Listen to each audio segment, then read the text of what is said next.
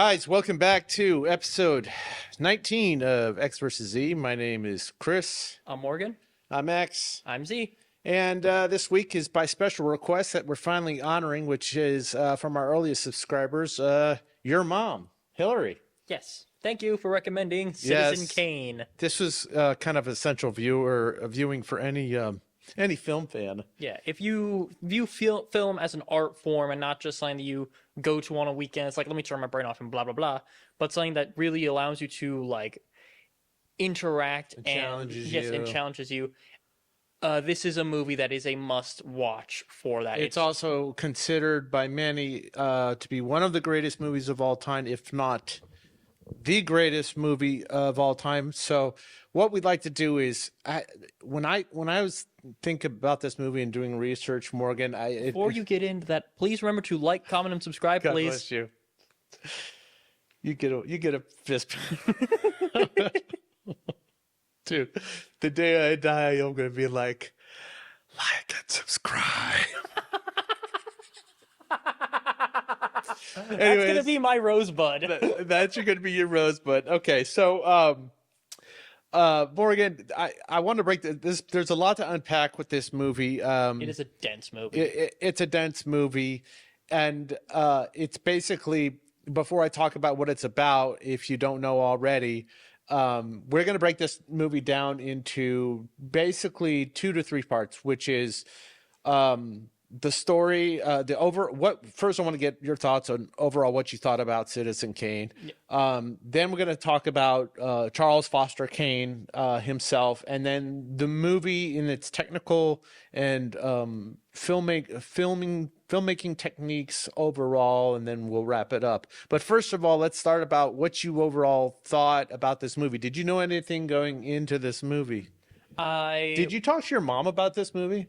Not really. I think, if I recall correctly, she said this is an incredible movie. You need to watch it. She's right. Yes. But the only thing I knew about it was, to be entirely honest, I thought it was like going to be like a crime drama from everything I've heard about it's this huge investigation to what does this dying man's last words mean. I'm thinking, okay. Rosebud. His last words were Rosebud. Yeah, and I thought it was going to be a thing of, they're thinking, is it like the lead to a treasure or like his loot or something like that? But it turns out, no, this guy, not a criminal, just a very, well, I'm not going to get too deep into it. We'll get into that later, but a very controversial man. Controversial man is the right way to put it. But how'd you feel about it? I thought it was a very, very good, well-made movie. Was a little slow to start out, but that's just how most movies are.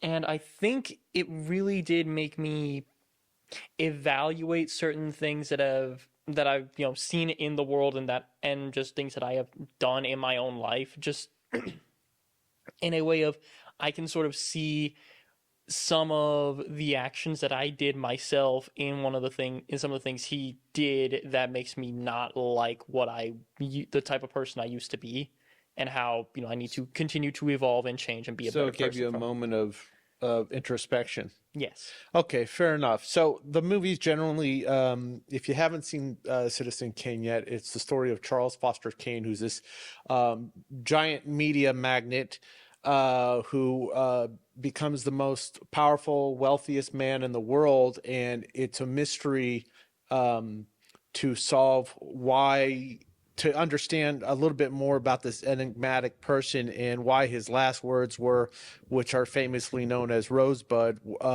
and that's conducted by the newspaper folks that are trying to unearth who he is.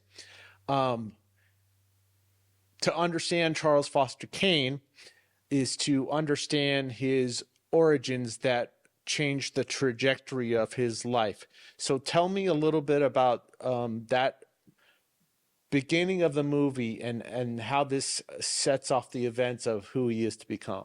Well, at the beginning of the movie, beginning of his story, I should say, because the beginning of the movie is his death. But the beginning of his story, he's a little boy, like, 6 or 7 years old. Lower that just a skosh. There you go. He's like 6 or 7 years old, and when he and his maybe 9, he looked like 8 or 9. I don't know, but okay, little kid. He's a kid. And In Colorado. Yeah, in Colorado, middle of nowhere, in this kind of, not gonna say crappy, but not a Yeah, super. they're poor. They're poor, but His parents are poor. they've got enough because the kid's running around outside having fun in the snow with his sled and everything, and then his mom and this banker guy Thatcher comes in and says, "Hey, this land you guys own is worth a lot of money." It's worth a lot of money. So I can't remember if they sell it or if they like sign an agreement or something, but essentially his parents and him will get a set amount of money for life, right? Yeah, for life. And then Charles is sent to a boarding school, I think. Well, he's basically his mother chooses to give conservatorship of Charles as a condition of signing over this gold mine, literally a gold mine in Colorado, to this bank. You're going to live with Mr. Thatcher from now on, Charlie. You're going to be rich. Your ma figures, well, that is, me and her decided this ain't the place for you to grow up in. I honestly think that moment right there where his mom sends him away with Thatcher is the moment where essentially it's the linchpin of who he is.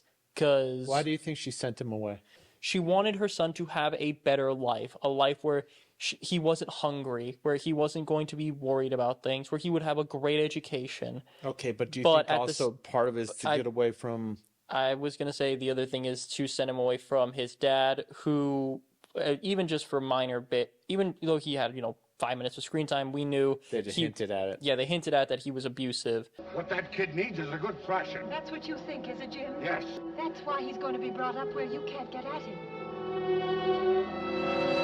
By sending him away the way she did, with the actions and the words she did, there was this idea that he was not loved by his mother. And he spent the rest of his life chasing or searching for that love that he trying didn't to get that kind of love, that kind of acceptance, and the only thing he really had was money. What I found was really interesting was he had a financial infrastructure in place to be set for life, which he was anyways. But more importantly, he eschewed all the what was owed to him when he turned 25, in a desire to instead run the newspaper, The Inquirer. One item on your list intrigues me, the New York Inquirer. A little newspaper I understand we acquired in a foreclosure proceeding. Please don't sell it. I'm coming back to America to take charge. I think it would be fun to run a newspaper. And why do you think that was? Why do you think he was interested in the newspaper? Well, the first thing that I think was he wanted to get back at the guy who, in his mind, took him away from his mother. Because if you'll remember, the first major string of stories that the Inquirer did was rip apart Thatcher's whole business, everything he was part of. He tore it apart with the newspaper. Which is, let's look at that for a second, because Kane owned an interest in that very company. As Charles Foster Kane, who owns 82,364 shares of public transit preferred, you see, I do have a general idea of my holdings. I sympathize with you. Financially, it was self-defeating. Financially, self-defeating. Spiritually, that was a thing of...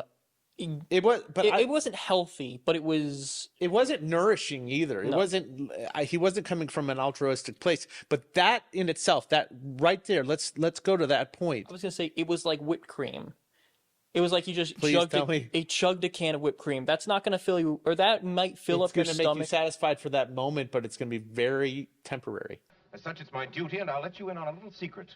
It's also my pleasure to see to it that decent, hard-working people in this community aren't robbed blind by a pack of money-mad pirates. That's what that was, that was a can of whipped cream. Okay, so let's talk about him for a second as this media mogul, this newspaper man.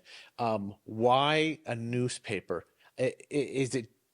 I don't think it was just an instrument. I mean, it could have been an instrument to say F you to Thatcher and his financial group. The newspaper reaches a lot of people. The more people it reaches, the more people know his name. Because he made sure that people knew, Charles Kane was is the owner of the Inquirer. I'll provide the people of this city with a daily paper that will tell all the news honestly. I will also provide That's the second sentence you've started with I. People are going to know who's responsible. You know, he starts off as quote unquote this guy who's supposed to be for the working class, but I think it has nothing to do with that. I think the idea, like, there's this one line he said where it was, I always gagged on that silver spoon, when he was talking to Thatcher. He like presented it. Well, not really shows who he really is. That's how he wants to be perceived. Is I have money, but it does not appeal to me. I want to do good things for everybody else. But the only reason he says he wants to do good for people is because he wants their love. He seems to believe he cares at a certain point. Or he's convinced himself of it. Yes, but he's more concerned with his own feelings and desires than that of anyone else. I want to focus on one character who's a good, provides a lot of insight into who he really is, which is his best friend, Leland. Right. I can't remember his full Jebediah. Jedediah. Oh, Jedediah. Leland, who his compatriot from dropping out of the various colleges he was in and stuff like that. And he's also his voice of honesty. He's the person that sees through. He sees him for Kane. who he is, even if he refuses to see himself. So we're first under this impression that, okay, he's an idealist, but he's not, in fact, an idealist. He's putting on the guise of an idealist. He's putting on the guise of an idealist. And there's an interesting line by Leland. You know, they go through this whole process of building up the Inquirer, and then they acquire the other paper across town that has all the best newspapermen that they've been collecting for the last 20 years. And he, in one fell swoop, brings them into the Inquirer. Yeah, and Leland I'm pretty sure I know the line you're talking about. At the party. Yeah, where they're talking about, celebrating, pulling all those guys on. And... give it the guy with the B name, whose name is... But Bernstein, that one. He says, Listen, Mr. Kane, he'll have them changed to his kind of newspaper man in a week. Give it a week and Kane will have them under, basically following our principles. And Leland says... There's always a chance, of course, that they'll change Mr. Kane without his knowing it. And then shortly after that, he immediately says he's going to be going abroad for a vacation. And abroad, he meets his first wife. And that's when things start changing from him being an idealist to starting to become corrupt. But the corruption is really all under the surface, because it's just another manifestation of him trying to buy love, except in this time he's buying the affection of somebody, of his wife, who's giving him affection. Yes. And the thing is, everybody and everything is temporary. He wants to buy the world's biggest diamond. World's biggest diamond. I didn't know Charlie was collecting diamonds. He ain't. He's collecting somebody that's collecting diamonds. Anyway, he ain't only collecting statues. Basically, what his parents did, and Mr. Thatcher, by an extension, is create a narcissist. Yeah, the only thing he cares about is himself. He only cares about himself. He cares about his ego. But then what starts as idealism is really about control and messaging, and controlling the temperature of the room, controlling the temperature of the nation. But how does he do that? It's a personality trait. Well, I wrote down in my notes that he has this charisma about him. He's very an undeniable charisma. Yeah, he's so always charming. Yeah, he's charming. He's got all these great jokes. Like, people are always laughing and smiling around. He's always making people, smile and everything. But most of what he says is completely empty of real meaning. And I don't suppose anybody ever had so many opinions. But he never believed in anything except Charlie Kane. He never had a conviction except Charlie Kane in his life. I mean, God bless Leland. Leland's always pointing out that he's always trying to be transactional with his relationships. when he's getting tired of somebody, he kind of throws them away, Yeah. like his wife, and then he transitions. Leland says something that he never really finishes anything. I don't know what that's supposed to mean per se.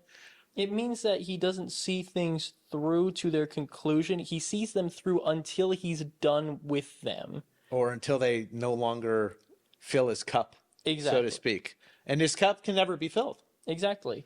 He got a sieve for a soul.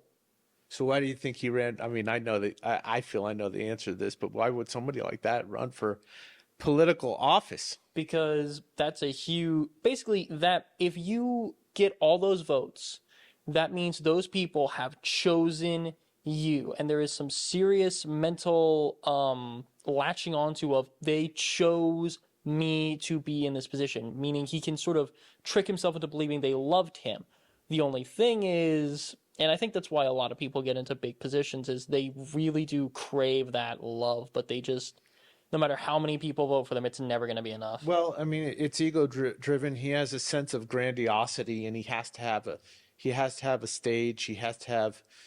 Yes, and the politics is like the biggest stage in the world. Oh yeah, I mean, you would think that it would be the media magnate, but being a newspaper man, but you're not technically front and center, even though you're controlling. You're reporting what's there, but you're not the story. Yeah, and you know what? There was a point when I was watching this movie, and I immediately changed. It wasn't just the evolution of the movie and realizing, oh, this is who he really is. He's really this empty vessel, but he lacks. I think he really lacks empathy. I thought there was something very sinister when he was running the paper about doing his best to initiate a war, the Spanish-American War. And I was like, whoa, he's willing to risk thousands of lives for his own self-aggrandizement. And I was like, whether or not, I mean, that's immoral. Okay. Yeah. But it's incredibly sad and tragic that he has to go to those ends to prove his power and self-worth. The thing is, I feel bad for Kane, but only because he's a fictional person. If this was a real person we're talking about, I have no empathy, and it's like, yeah, no, I don't care how much suffering you went through, you made a lot of people suffer. I think there's something more. As a quick aside, go ahead. I think the other message of this movie, because I know what you're going to say about, I keep bumping into that, absolute power corrupts absolutely, but to me, this movie is a pure example of money cannot buy happiness, which to me, I've always hated that saying because it's too simple for what it's trying to convey. The real message behind that is the gross overaccumulation of wealth in and of itself will not make you happy. Well, it doesn't guarantee happiness. I would argue, without going too far down this rabbit hole, I would argue money doesn't necessarily, I think it can buy easement of pain, but it doesn't guarantee happiness. Well, see, that's why I said what I said, which is the gross overaccumulation of wealth, meaning if I had, $100,000, I'd be a lot happier. I wouldn't have to worry about my bills. I wouldn't have to worry about my car. I wouldn't have to worry about a lot of things. But, to me, but to some other people who have, $1 million, 100,000 is nothing. Who cares? So they have way more than they'll ever need. And that wealth in and of itself will not make them happy. What would make them happy is actually, using that to make things better for the people around them, finding people that they truly care about. But that's never his intention. But with Kane, he can't care about anybody because there's just he can't give of himself. He can't be vulnerable. Two, there's a couple times Leland says it. He says he doesn't give anybody anything. He just leaves a tip. Yes. And then his second wife says that much more. Susan says it much more clearly, which I feel really bad for her because she basically just got caught up in the whirlwind that is Charles Kane. Okay, hold that thought for 2 seconds because I want to talk about the thing about him running for governor because this dovetails right into the thing about Susan. Okay, so we already talked about why he's running for governor and why he has political aspirations. And once again, he's leveraging appealing to the common man to gain support. But he's beating down his competition. What's his name? Geddes. He's beating down Geddes to lift himself up. And while this is going on, he meets Susan. Yeah. And talk about the situation, the circumstances of which they met. Well, she was coming from the corner store getting something for a toothache, and he was, I think, standing around waiting for a car or something on his way to go to a warehouse to see A taxi or something like yeah, that. taxi to go to a warehouse and see the things his mother left because she had recently passed away, and that was where they stored her things, and he was going to go get them. And I think that right there was like, if he had managed to get to that warehouse, he would have found that sled and Spoilers. okay, sorry, spoilers. His final words, Rosebud. Rosebud is the name of the sled brand or whatever that he had when he was playing before all this happened, which, if I recall correctly from an analysis I heard a long time ago, that was the last time he was truly happy. Truly happy. But what's interesting about the whole relationship with Susan, there is no reason why this two should be a couple. They're so vastly different, mismatch. So what was it about her that he liked? I think just because I'm not going to say she was naive enough to give him attention. It was more so just... Well, she didn't know who he was. You really like me, though, even though you don't know who I am. Oh, I surely do. You've been glad you do. wonderful. Without you, I don't know what I'd have done. I had a toothache, and I don't know many people. I know too many people. I guess we're both lonely. So okay, now I understand. Remember. She had no idea who he was, No. so she chose... She liked him for who he was. I mean, Yeah. whatever that was at She that liked moment. him for the persona he put on, not because she knew he was rich already. And he saw a target of somebody that he could latch on to that would like him for who he was. But he reverted back to the same stuff as, one, how can I use this person? Yeah. And how can I continue to buy their affection? And buy it he did with so many things. Like, one of the things that to me just really proved how little he truly cared about people was he made an opera house just for her to be a star singer. And she couldn't sing. Not only was she not a very good singer in terms of talent, but she was, like, if you look at how she was acting during all those sections, she was not ready to be just thrown into that stardom. There was no buffer. There was What no was the name of that actress? I didn't write down who. Oh, that was Dorothy Commingore. Okay, I want to say something about the actors in this movie real quick, and then specifically about that her scenes. Orson Welles was part of the what is it called? The what was the theater company? Mercury? The Mercury Theater Company. Yeah. So he had a history of performing on the radio, and he was given money to do the whole Citizen Kane because of the War of the Worlds, the whole thing about convincing people that. So he could prove he's a storyteller. That's where his name rang a bell. Yes, he was Oh he my was God. responsible for doing the War of the Worlds radio broadcast that Right. convinced people that there was an actual alien invasion. Well, to be fair, it was at the start of that broadcast. It was said this is a radio program, but if you just tuned in after, yeah, it was. the But fact that's what caused a huge I mean, panic. if that doesn't get you the money to make a movie, I don't know what does. But all the actors in this movie are from the Mercury Theater, and they were new to the screen. Now, I want to say something because you just touched on it.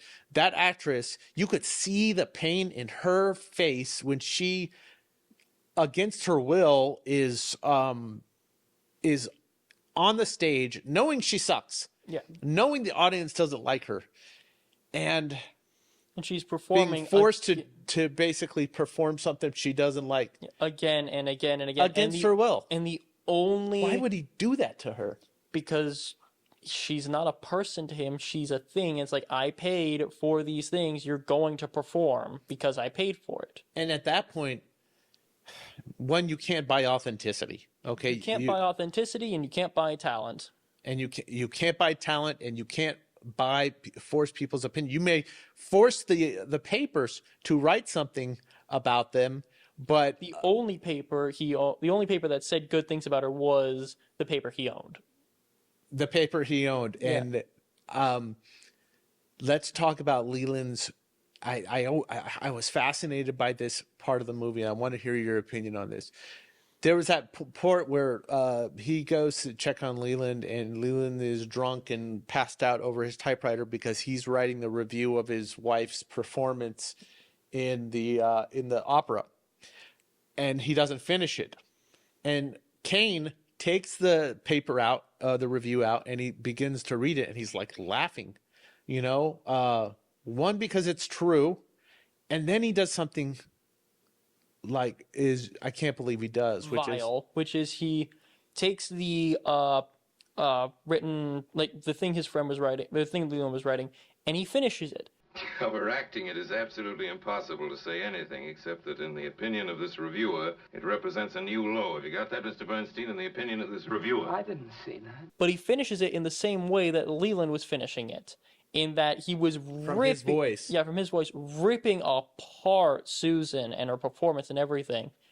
And to me, I think the reason he did that was because even though he was a narcissistic jerk who only cared about himself, he wasn't going to be vindictively, maliciously cruel to someone to their face, because then they would stop loving him. So instead, you mean his wife? Yeah, to his wife, because then she would stop loving him in his eyes. So he used essentially the mask of Leland to say what he wanted to say about her, which is these horrid things. Well, not necessarily horrid, So but he it was. could deflect to Leland. He would say it was Leland's fault. He said this. So why would you, in the face of everything and everybody knowing the fact that your wife is so terrible at this and is in pain doing it, continue to force an opinion that nobody else shares? I mean, how long can somebody keep that up? I mean, it wasn't long. She basically, I can't remember. She it had to be for a few months, though. Yeah, it was definitely for a few months, but I'm not. The reasoning for it, to me, as best I can understand, is, like I said before, he paid for her to be a star. He paid for all of this. He's gonna get his money's worth, because that is. I don't think it was just to get about his money's worth. It wasn't. It was more so. It wasn't just the money's worth. It was the effort's worth. It was, he lost his first wife because he was with Susan. He wanted something to show for this. I think it was more than that. I think that he wanted to test the true length of his power. Because think about this. It's so obvious she was terrible. But how much power could he exert through his papers or his influence to get people to agree with him? Well, I can tell you one thing you're not going to keep on being funny about, and that's my singing. I'm through. I never wanted to in the first place. You will continue with your singing, Susan. I don't propose to have myself made ridiculous. It's a power move, essentially. It was like, how much can I control this person who was way beyond transactional love, I think, at that point, still forcing her to do it. She's in utter misery.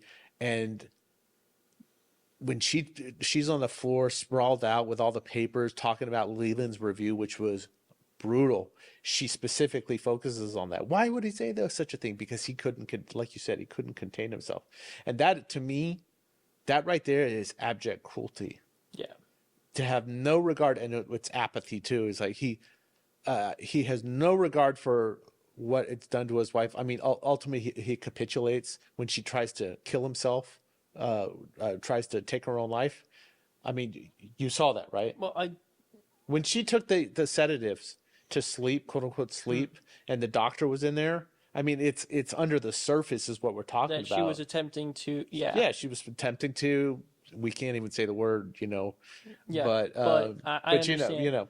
I mean, to go to that lengths to get out of that level of misery, it's, oh my God, it was so sad. So ultimately, she leaves him. He's left with this vast palace, Xanadu. Yeah. Filled with stuff.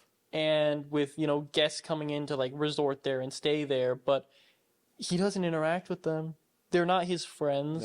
No one there cares about Charles Kane. They care about, oh, look at this wonderful thing I'm doing. And it was 49,000 acres? I couldn't believe that. It was I mean, insane. It was that was mind-boggling to me. it was massive. It was, in my opinion, grotesquely huge. And at the very end of the movie, we see this warehouse of all his stuff, and it's just this sprawling, massive amount of stuff. Now, don't get me wrong. I like stuff. I like certain things. I have a sword collection because I think they're cool. But that is just such a grotesque amount of things for one person to have when they don't even care about it. They care about owning something. They don't care about enjoying it. And even though he's surrounded by all this staff and all these people, he's No- alone. Yeah, completely alone. He's alone, and his last words. His last word was Rosebud. The last time he was happy. What kind of life do you think he might have had he had never been taken from his parents?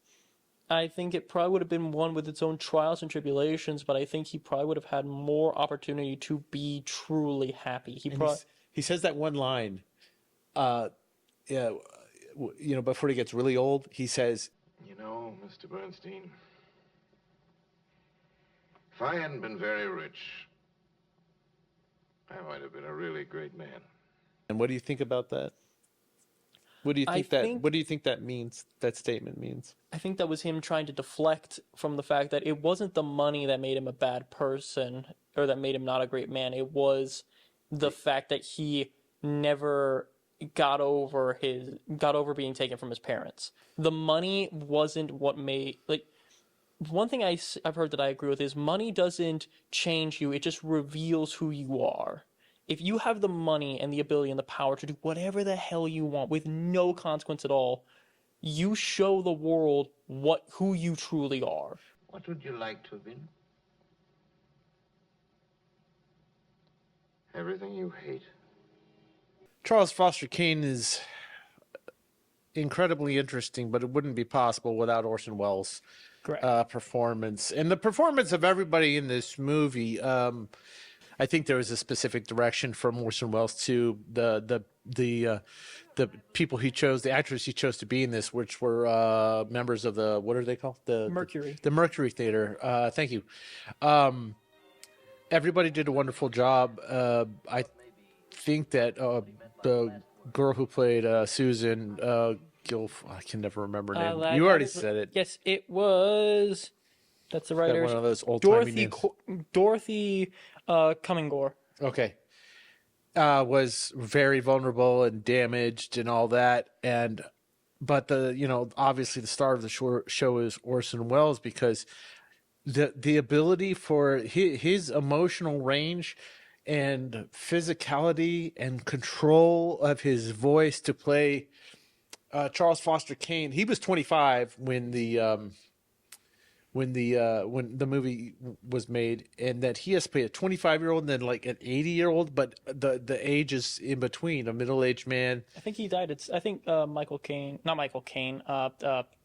Charlie Kane died at like 70 something. Yeah. I don't know. But what an extraordinary thing to have this kind of verve and bravado as this young newspaper magnate. I think something that all the actors did wonderfully is they were able to really show how these people changed, not just with their voice, but with their like mannerisms through time. Because for Kane specifically, he was very much animated, very much always moving around, always doing something when he was younger. And then as he gets older in the movie, the action slowed down. He's not as mobile. And it keeps changing until there are certain shots where it seems like he's just sort of sitting there, barely moving. And I mean, you could attribute some of that to being okay. Well, the age is demanding of a change in the way you carry yourself, or how you project your voice, or where the timbre of your voice lands. But also that stage of his life where he's like the difference between him being a newspaper man and kind of a P.T. Barnum, so to speak, type of guy, to being a politician or running for political office. I love how he projects his voice and commands the audience when he's giving that campaign speech. The decent, orderly ordinary citizens know that I'll do everything in my power to protect the underprivileged, the underpaid, and the underfed. Well, I'd make my promises now if I weren't too busy arranging to keep them. It's one of my favorite scenes for a number of reasons. Performance, obviously, but then when he gets older and he's like shuffling through Xanadu or just somberly moving, he's so beaten down by life, and man, being able to convey that was incredible. It was pretty incredible. So that's pretty special that he could give that kind of performance. But I don't know what's more special, the performance or the technical and the filmmaking accomplishment of making this movie, because he does some really innovative stuff. And it's his first movie. Yeah, and there were plenty of shots that I loved, and I think credit also needs to be given to the cinematographer, Greg Toland. Greg Toland, yeah, absolutely. Because some of those shots I loved were like when he is looming over Susan. Why don't you let me alone? My reasons satisfy me, Susan. I will not tell them to you again. In like when she's sitting on the floor and saying, "I'm not doing this again. I hate that this." Newspaper scene, like when she doesn't want, when she's saying she's not going to perform anymore. She doesn't want to perform anymore, and he just looms over her, and like most of her face and body is just completely covered by his shadow, except for that little bit sliced to show her eye. Yeah. That was a great shot, and he uses shadow and lighting to incredible effect in this movie to really convey, you know, a lot of that moral ambiguity and like emotional place people are in at different parts. I love how he's like in so many people are in shadow in different parts.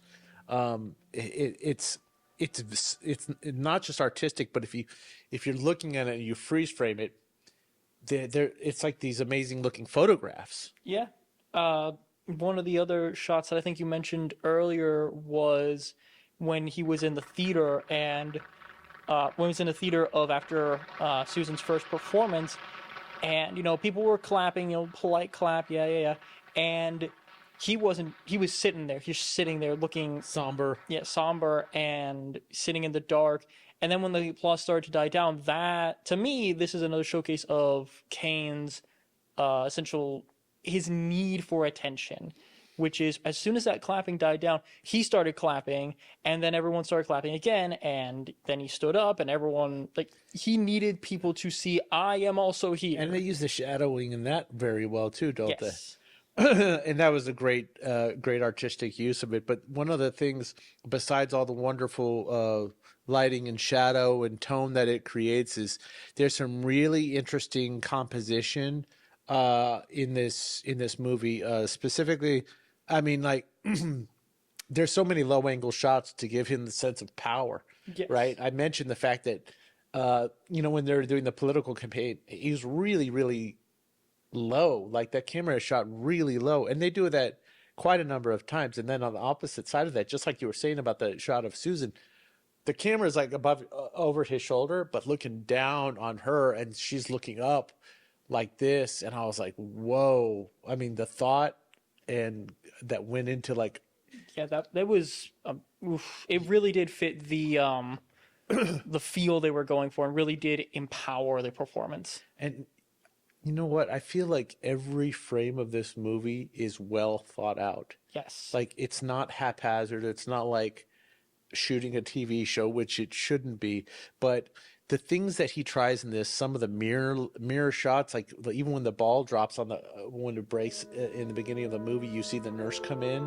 and you see the reflection of her walking off camera, the reflection of her from the ball. There was actually a shot at the very opening that I really liked, because when it was first showing, you know, the palace that he was in, there was a shot of it reflected on like the water. The water, yeah. And that looked so. And then it had those two gondolas in the foreground. There's a lot of interesting things that went into achieving some of these looks, and there's some special effects like the matte paintings and stuff, which I was just like, whoa, that was crazy. But there's also, I talked about composition. Do you remember in the very? I mean, he did it quite a few times in the movie, but the most obvious time that I remember was when they're in the house in the beginning, and they're getting ready to sign the paperwork. Yes, and then it's the mom and the the mom, dad, like, and and, then it's like stacked. The mom's in the foreground at the table with Thatcher. The dad is like the mid ground or just past that, and then in the perfectly framed in the window is little Charlie little playing Charlie outside in the snow with on his a snow. sled. I was just like, wow. How did they? I think they call it deep focus. Yeah.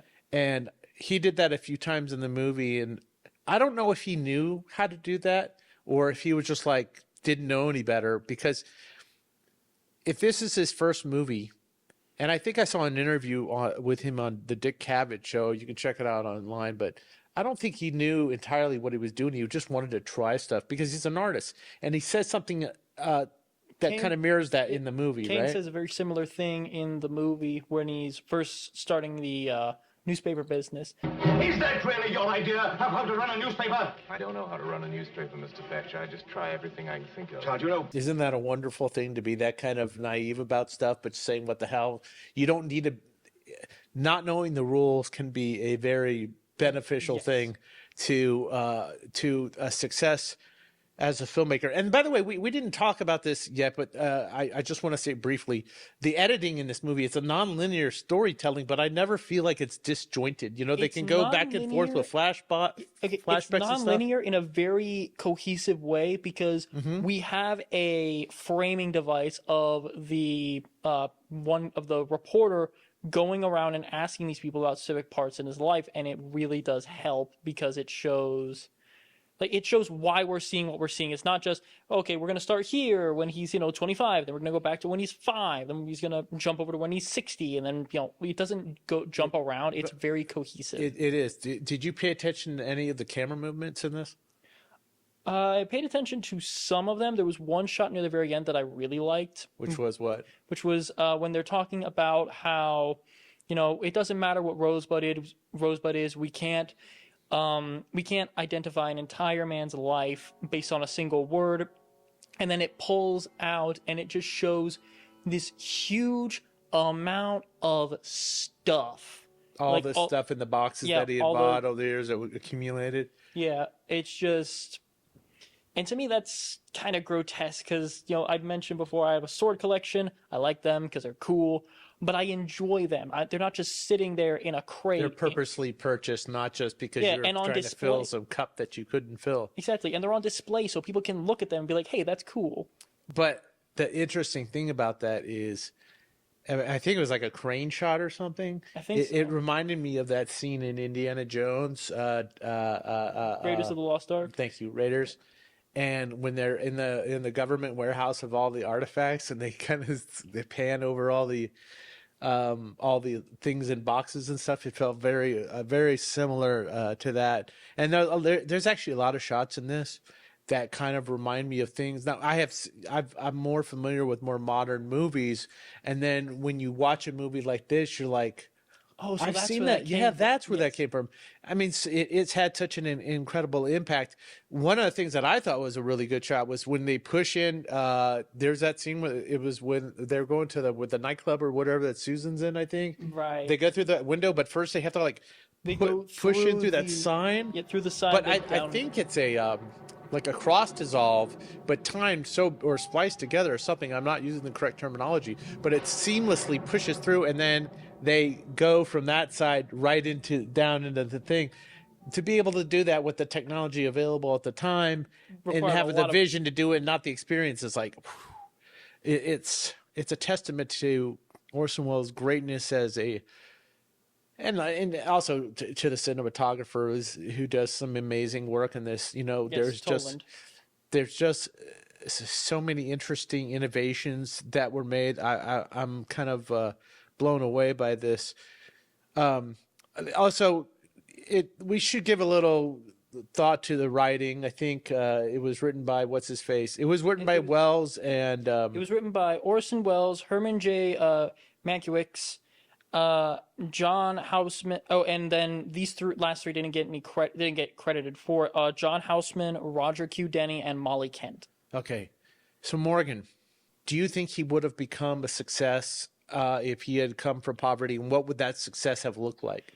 I think he would have been a much more healthy. If he had stayed in his humble beginnings. I think he would have been a much healthier, successful person, because one of the big reasons why he's successful is not just that he was given a bunch of money. It was that he had a charisma and a charm and a drive to him that could have been made into something truly fantastic. But because he was taken away from that nurturing environment that would have actually helped him, I wrote this down, it went from greatness to a gluttony. It wasn't a desire to improve people's lives, it was a desire to make them love him, to fill that void in him. Yeah, but his whole pursuit of life was this grandiosity of this self-aggrandizement, and to surround himself with people that will, fill that cup, so to speak, even though it's impossible to fill. I'm wondering what kind of character he would have become. Would he have become great in the most altruistic way? It may not have been altruistic, but I truly think he would have been great in a much... You think he had the DNA in him to be great regardless of his circumstance? Yes. He's an interesting guy. This whole movie's interesting. It's one of the most interesting portraits of a complicated, narcissistic, and tragic portraits of a man I've ever come across in cinema. This movie does really portray that. The thing is, I feel sorry for him because we see that his entire life is just this hollow, like I said, this gluttony trying to fill this void in him, and you feel bad for people like that. You don't care about anything except you. You just want to persuade people that you love them so much that they ought to love you back. Only you want love on your own terms. Toast, Jedediah, to love on my terms. Those are the only terms anybody ever knows. His own. I want to thank your mom, if we can. The reason we did this movie is for one of our subscribers that we touched on in the beginning of this movie, Hillary. Yes, thank you, Mom. Hi, Hillary. I can feel him like grimacing when I call you by your first name without ever having met you. And we always acknowledge your comments. We respond to all of our comments in all of our videos. We're really glad you joined us for Citizen Kane. We've enjoyed this movie. And by the way, we've been waiting. It's been on the back burner for a very long time. Yes. Sorry for the delay on that. Sorry for the delay, but we also want to acknowledge that when people comment and participate in our channel, we'd like to reward them by acknowledging their love of their particular films that mean something to them. And this movie means a lot to me. It has impacted the careers and the art form for so many modern filmmakers that you can extrapolate the scenes from this movie and see how they're reflected in today's modern films by some of the greatest filmmakers like Spielberg and Lucas and Scorsese and Fincher. I think this movie is, if you view film as an art form and not just something that you turn your brain off, shove some popcorn down your gullet and watch some pretty lights, if you view it as something that can impact people's lives, that can really make you think, Citizen Kane is a must watch if you have the idea that film can be an art form. It's very enriching to without trying to sound pretentious. Morgan, it's good to wrap this one up, but we've got an interesting one down the pike. Yes. One I've been looking forward to for about 2 years, even though this channel is less than a year old, because, well, we didn't do our pilot episode on it, but we did it on the sequel. But before we say what it is, we're going to have to go to space. And what did they say about space, Morgan? In space, no one can hear you scream.